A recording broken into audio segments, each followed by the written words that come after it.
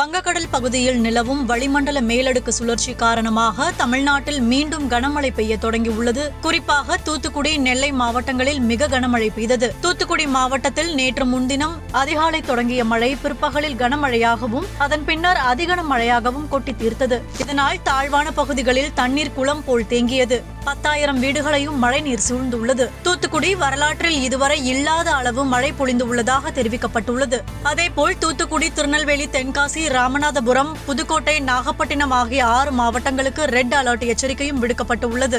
மேலும் 29ஆம் தேதி வரை மழை தொடரும் என வானிலை ஆய்வு மையத்தால் தெரிவிக்கப்பட்டுள்ளது. சென்னையில் நேற்று காலை தொடங்கி இப்போது வரை பல இடங்களில் விடாமல் மழை கொட்டி வருகிறது. இதனால் சாலைகள், குடியிருப்புகளில் மழை வெள்ளம் சூழ்ந்துள்ளது. இந்நிலையில் தனியார் வானிலை ஆய்வாளரான தமிழ்நாடு வெதர்மேன் தனது சமூக வலைதள பக்கங்களில் டெல்டாவில் இருந்து நகர்ந்த மேகங்கள் சென்னையை நெருங்கி உள்ளன. சென்னை, செங்கல்பட்டு, காஞ்சிபுரம் மாவட்டங்களில் கனமழை கொட்டும். பல இடங்களில் நாளை காலை 100 மில்லிமீட்டர் வரை மழை பதிவாகும். அதேபோல் கடலூர், காரைக்கால், விழுப்புரம் உள்ளிட்ட பகுதிகளிலும் நல்ல மழை பெய்யும். இன்னும் 70 மில்லிமீட்டர் மழை பெய்தால் நவம்பர் மாதத்தில் சென்னையில் பொழிந்த மழையின் அளவு 1000 மில்லிமீட்டரை கடக்கும். இதுபோன்று இதுவரை 200 வருடங்களில் 4 முறை மட்டுமே நடந்திருக்கிறது என குறிப்பிட்டுள்ளார்.